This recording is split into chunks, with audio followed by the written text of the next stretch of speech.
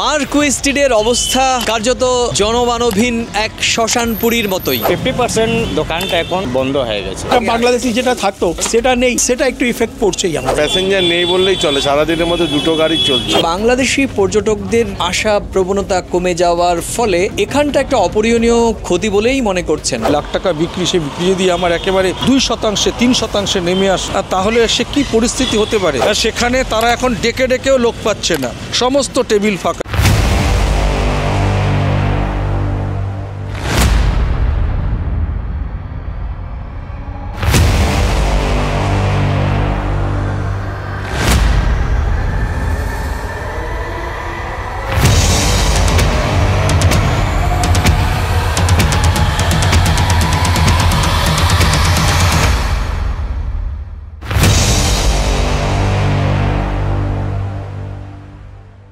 প্রিয় দর্শক, যে যেখান থেকে দেখছেন সবাইকে গভীর কৃতজ্ঞতা। আজকে আবার চলে এসেছি। আজকের পুরো ভিডিও জুড়ে আপনারা সঙ্গে থাকবেন এমনটা প্রত্যাশা নিয়েই আজকের ভিডিও শুরু করছি। এবং আজকের এই ভিডিও আমার চলমান ভারত এবং বাংলাদেশের সম্পর্ক এবং ভিসা সংক্রান্ত জটিলতা নিয়ে 12তম ভিডিও। হ্যাঁ প্রিয় দর্শক, এর আগে যখন শুরুতে আমি আমার প্রথম আশঙ্কার কথা বলেছিলাম ভারত এবং বাংলাদেশের মধ্যে চলমান যে বৈরী সম্পর্ক, তার প্রভাব বলা ভালো তার একেবারে নেতিবাচক প্রভাব পড়তে চলেছে মধ্য কলকাতার নিউ মার্কেট এলাকা। নিউ মার্কেট এলাকার 80% অর্থনীতি নির্ভর করে বাংলাদেশ থেকে আসা পর্যটকদের ওপর। যেহেতু বাংলাদেশি পর্যটক ভিসা নিয়ে, সাধারণ ভিসা নিয়ে, পর্যটক ভিসা নিয়ে আসা প্রায় বন্ধ, মেডিকেল ভিসা ছাড়া, সেখানে দাঁড়িয়ে কিন্তু এই বাংলাদেশি পর্যটকরা না আসার ফলে এই অঞ্চলের অর্থনীতি কার্যত ধুঁকতে শুরু করেছে। ইতিমধ্যেই অনেক ব্যবসা প্রতিষ্ঠান বন্ধ হয়ে গিয়েছে। অনেক ব্যবসা প্রতিষ্ঠান বন্ধ হওয়ার মুখে। কিছু কিছু ব্যবসা প্রতিষ্ঠান তারা কর্মী সংখ্যক কমিয়ে দিয়ে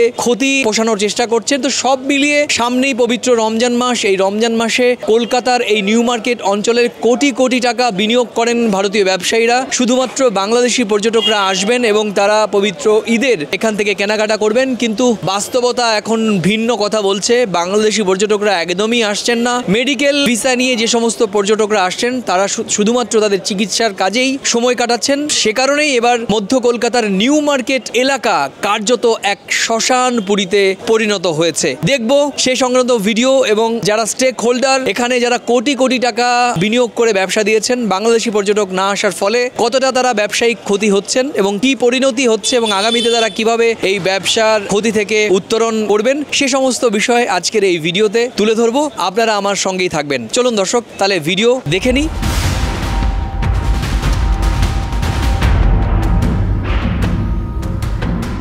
নিউ মার্কেট এলাকার এটি একটি জনপ্রিয় ব্যবসায়িক কেন্দ্র। মূলত বাংলাদেশ থেকে যে সমস্ত পর্যটকরা আসতেন ঈদের কেনাকাটার অন্যতম দ্রষ্টব্য এই বাংলাদেশিদের মিলন কেন্দ্র বলা যায় এই দোকানটি। সেটি কার্যত এখন খাঁ করছে। বাংলাদেশি পর্যটকরা নেই, আর সেখানে সেরকম অর্থে ক্রেতাও নেই। আমরা শুনে নেব এই প্রতিষ্ঠানটিতে বেশ কয়েকজন বিক্রয় কর্মী রয়েছেন এবং খোদ মালিক কি বলছেন সে সমস্ত তার মুখ থেকেই শুনে নেব আমরা এ সংক্রান্ত। চলুন দর্শক, আমরা দোকানের ভেতরে ঢুকে নেই।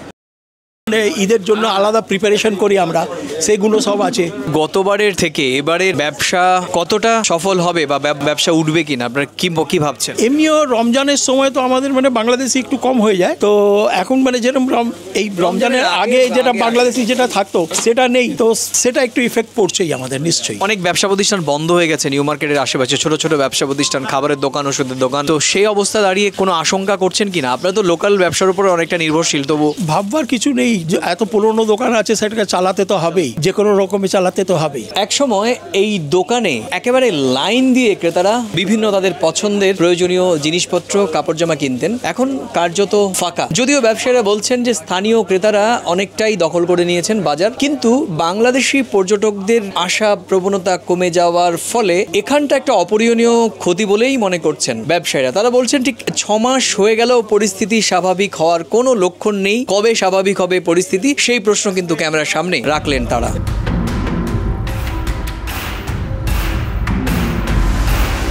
প্রিয় দর্শক, মার্কুই স্ট্রিটের অবস্থা কার্যত জনমানবহীন এক শ্মশানপুরীর মতোই। দীর্ঘ 8 মাসেও এই সমস্যার সমাধানের কোনো ইঙ্গিত না মেলায় বহু প্রতিষ্ঠান, ব্যবসায়িক প্রতিষ্ঠান বন্ধ হওয়ার মুখে। ইতিমধ্যেই বেশ কয়েকটি ব্যবসা প্রতিষ্ঠান বন্ধ হয়েও গিয়েছে। এখন অনেকটাই কমে গেছে, প্যাসেঞ্জার নেই বললেই চলে। সারাদিনের মধ্যে 2টো গাড়ি চলছে, সব পরিবহন মিলে 2টো গাড়ি চালাচ্ছে এই অবস্থা। এই সমস্যার সমাধান না হলে শেষ পর্যন্ত কি হবে কি? সবাই সেই সমস্যা সমাধানের জন্য তাকিয়ে আছে কবে কি হয়। ভিসা দিলে হবে, নাহলে এভাবে সবাই যা ডিসিশন নেবে সেটা তারপরে হবে। এই মুহূর্তে মানে রমজান মাস খুব কাছাকাছি আছে, মার্চ থেকে শুরু হবে। প্রচুর বাংলাদেশি থাকার কথা, সেখানে একজন বাংলাদেশিও নেই। রমজানে তো এমনি রমজানের আগে করে বাংলাদেশি থাকে, রমজানের সময় বাংলাদেশি প্যাসেঞ্জার কমে যায়। এখন এই মুহূর্তে তো ভিসা না দিলে তো লোকজন আসছে না, এখন এই অবস্থাতে আছে। মানে রমজানের আগে এই মুহূর্তে প্রচুর প্যাকটা বাংলাদেশিরা থাকে। ফ্যাক্টর থাকে, এখন কম, একদমই কম, নেই বললেই চলে, গুনে গুনতে হাত গুনে। না এখন বলার জন্য না, এখন আর কি বলবো বলো। ভিসা না দিলে এটা আর কোনো ইস্যু নেই, ভিসা দেবে তারপরেই লোকজন আসবে, আর কিছু তো বলার নেই। এখন দেখেন 8 মাস যখন হয়েছে তখন আমি এটা গ্যাস করেছি কি যখন বাংলাদেশ গভর্নমেন্ট চেঞ্জ হবে না ইয়া নতুন ইলেকশন হবে না তখন কিছু হতে পারবে না। যত এখন ইন্ডিয়া গভর্নমেন্ট ভাবতেছে কি ওখানে তো কিছু একটু পাওয়ারফুল কোনো গভর্নমেন্ট নাই, কার সঙ্গে কথা করব।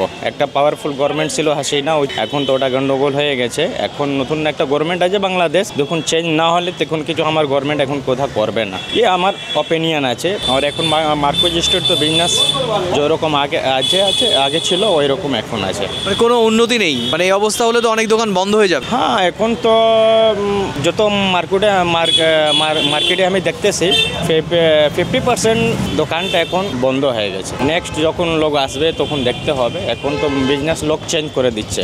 মার্কুই স্ট্রিট তো শুধু ট্রাভেলস ফরেন মানি এক্সচেঞ্জ ছিল, আদার্স কিছু বিজনেস ছিল না। এখন সব নতুন লোক বিজনেসটা চেঞ্জ করতেছে। এই মুহূর্তে মার্কুই স্ট্রিটের যা ছবি, সেটি আমরা দীর্ঘ কয়েক দশক সাংবাদিকতা করি, সেই ছবি কিন্তু বিরল। আমরা এই রকম ছবি কোভিডকালীন সময় কয়েকদিন দেখেছিলাম, কিন্তু বাস্তবিক অর্থে এখন সেই ছবিটি আবার পুনরাবৃত্তি হয়েছে। বলা ভালো, এর থেকে আরো করুণ দৃশ্য আমরা দেখছি। পরমাশিস, তুমি তো দীর্ঘ প্রায় 20-22 বছর ধরে কলকাতায় সাংবাদিকতা করো এবং ভারত বাংলাদেশের সম্পর্ক নিয়ে তোমার বিশ্লেষণ রয়েছে, বাংলাদেশের গণমাধ্যমের সঙ্গে যুক্ত রয়েছে। মার্কুই স্ট্রিটের এই ধরনের ছবি কখনো দেখেছো কিনা এর আগে? এই মুহূর্তে মার্কুই স্ট্রিটের যা ছবি, বিভিন্ন দোকানির সঙ্গে আমরা কথা বলেছি, আমি কথা বলেছি পার্সোনালি, অনেকে আমাকে চেনেও। একেবারে মার্কুই স্ট্রিটের পরিস্থিতি কিন্তু ভাই কঙ্কালসার। কেন বলবো কঙ্কালসার? যে আমি যেখানে দিনে 5,000 টাকার বিক্রি করতাম, সেই বিক্রি যদি আমার দিনে 500 টাকায় নেমে আসে, তাহলে সেখানে সেই দোকানের সেই ব্যবসা একটা, এখানে এত বড় জায়গা, তার এস্টাবলিশমেন্ট আছে, দোকানের কর্মচারীদের মাইনা দেওয়া আছে, ইলেকট্রিসিটি আছে, এসি চালানো আছে, আমার 5,000 টাকা 50,000 টাকা বিক্রি, লাখ টাকা বিক্রি, সেই বিক্রি যদি আমার একেবারে 2%, 3% নেমে আসে, তাহলে সে কি পরিস্থিতি হতে পারে? তুমি ব্যবসা না করলেও, আমি ব্যবসা না করলেও আমরা তো কিছুটা বুঝি। এখানে এক একটা খাবারের দোকানে এসে অন্যান্য সময় আমরা কাজের সুবাদে এসে, আমাদের যেহেতু আমরা সাংবাদিকতা করি, আমাদের একটু দাঁড়াতে হয় না, কিন্তু যারা এখানে লাইন দিয়ে, টোকেন নিয়ে লাইন দিয়ে দাঁড়িয়ে খেতে হয়, সেখানে তারা এখন ডেকেও লোক পাচ্ছে না, সমস্ত টেবিল ফাঁকা। এখানে ওয়েটিংয়ে থাকতে হয় খাবারের দোকানে। সিম কার্ড সবসময় অ্যাভেলেবিলিটি থাকে না। বাসের টিকিটের জন্য আগে থাকতে গিয়ে শ্যামলী বা অন্যান্য যেসব পরিবহন আছে, সোহাগ আছে, এখানকার বাসের জন্য আগে থাকতে যারা বাংলাদেশ থেকে আসেন, তারা আসার সময় আগে এখান থেকে টিকিট বুকিং করে। এখন সেখানে কোথায়?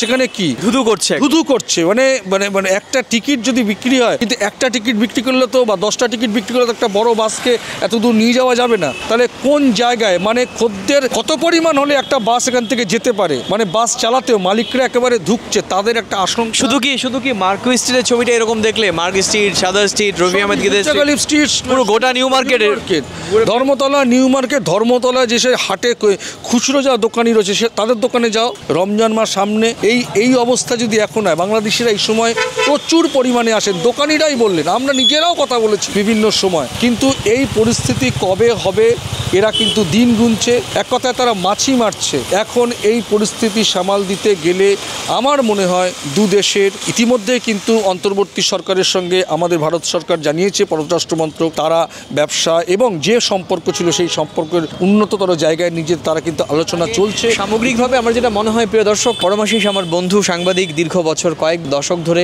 ভারত এবং বাংলাদেশের সম্পর্ক নিয়েও কাজ করে এবং সেক্ষেত্রে আমার অভিজ্ঞতা বলছে যে পরমাশির সঙ্গে খানিকটা আমি একমত যে যেখানে লাইন ধরে এখানকার রেস্তোরাঁগুলো, খাবারের দোকানগুলোতে লাইন ধরে বাংলাদেশি পর্যটকরা খেতেন, বিভিন্ন বিপণী কেন্দ্রগুলোতে লাইন ধরে ওয়েট করতেন এবং আমরা দেখেছি যে বেশ কয়েকটি খাবারের দোকান নাম করেই বলা যায়, যেমন ভোজ বা দাওয়াত বা কস্তুরি, এই ধরনের কয়েকটি রাঁধুনি কয়েকটি দোকানে কিন্তু এখন কার্যত মাছি মারা অবস্থা। একই সঙ্গে মিলান যে দোকানটি বাংলাদেশের মহিলাদের জন্য, নারীদের জন্য একটা দারুণ একটা পছন্দের জায়গা, সেখানেও কিন্তু কার্যত প্রায় অর্ধেক নেমে গেছে বেচা কেনা। এখানকার রিক্সা চালক, ভ্যান চালক, আম বিক্রেতা, ফল বিক্রেতা, সেলুন, ওষুধের দোকান কার্যত মাছি মারছে এবং এখানে শাল বিক্রেতা তারা কার্যত মানে কাঁদছে। তারা কি করছেন, তারা তাদের গ্রামের বাড়ি, দেশের বাড়ি এখানে নয়, কলকাতার বাইরে বিহার, উড়িষ্যা, ইউপি বা অন্যান্য স্টেটে তারা বসবাস করেন বাসিন্দা। এখানে শুধুমাত্র বাংলাদেশের পর্যটক নির্ভর অর্থনীতির কারণে প্রচুর সংখ্যক ভারতীয়রা এখানে ব্যবসা করতেন